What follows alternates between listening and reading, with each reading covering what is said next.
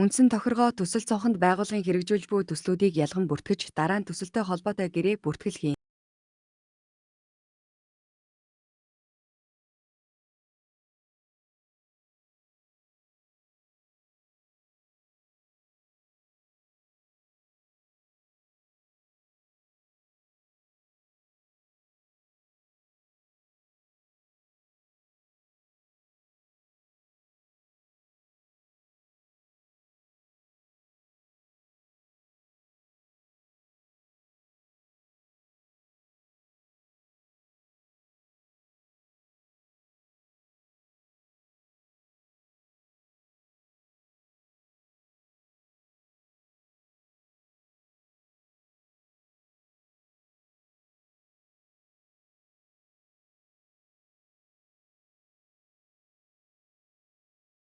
Ажилгүйдгээ хөдөлж журнал холбохдоо гэрээ сонгож оруулснаар бүх ажилгүйдгээний жагсаалтаас төслөөр шүүж харах боломжтой.